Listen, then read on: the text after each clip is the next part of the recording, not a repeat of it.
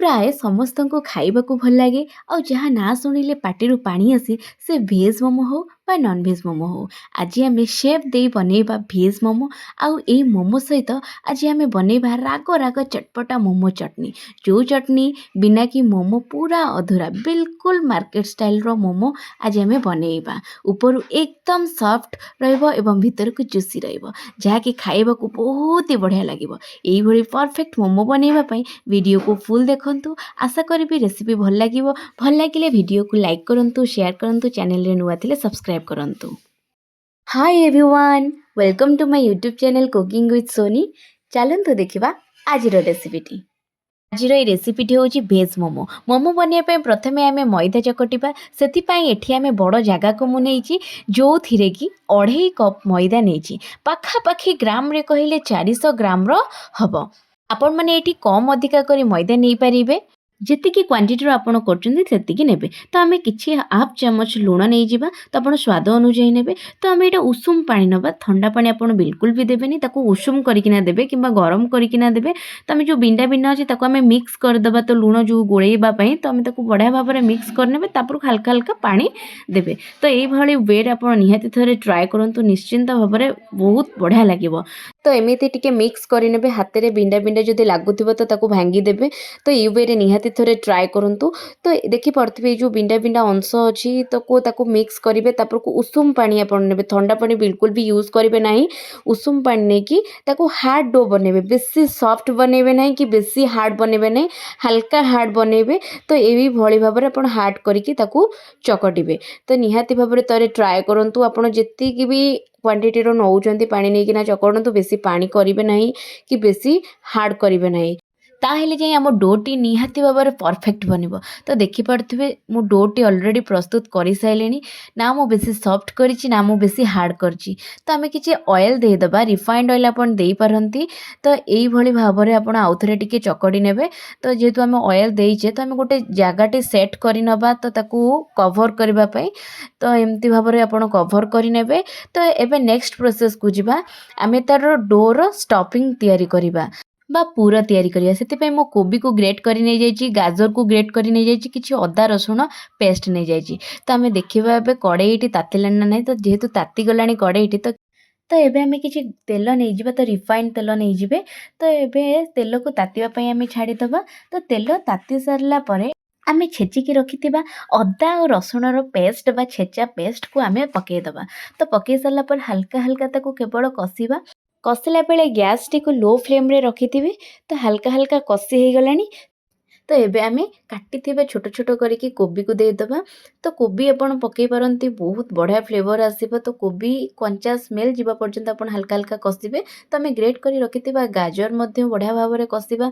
तो गाजर नै जो आपण पाखरे जदि थिबो कैप्सिकम नै पारिबे। तो मैं एटा पकेइनी, एटा ऑप्शनल अछि। आपण नै पारिबे जदि आपनको पसंद थिबो। तो एमती हल्का हल्का कसिबे जेते पर्यंत परिवार कंचा स्मेल न जाइछि। तो एटा मीडियम रु हाई फ्लेम रे रखिकी कसिबे आपण माने। तो एको ऐड करिबा लूण। आपण स्वाद अनुसार लूण देबे। कम बेसी करिवे नाही, ठीक परिमाणर देबे।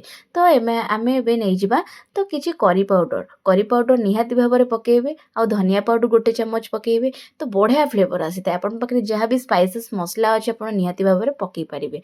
तो एबे आमे लंका गुंड नबा। तो लंका गुंड गोटे चम्मच मु नै जाइछि। आपनको जेतिकी राग दरकार आपण नै पारिबे। तो एई भली भाबरे आपण गोळेई दियंतु किछि समय एमती फ्राई होला पई। तो एबे आमे गोटे कवर नबा। तो 3 रु 4 मिनिट पर्यंत एई भली भाबरे कवर करिकी रखिबे। तो कवर को एबे काढिबा। काढी सारला परे देखि पारथिबे हल्का हल्का सिझी गलानी। बेसी भी सिझेइबे नाही। तो हल्का टिके क्रंची रहिबा दरकार। तो मोमोटी खाइबा पई बढ़िया लागिबो। बहुत डिलीशियस लागिबो। तो आमे जो डो प्रस्तुत करथिले तथापि 15 रु 20 मिनिट हे गलानी। तो आमे ताको रेस्ट पई छाडी जेथिले। तो एबे देखि पारथिबे डोटी केते सॉफ्ट हे जाईछि।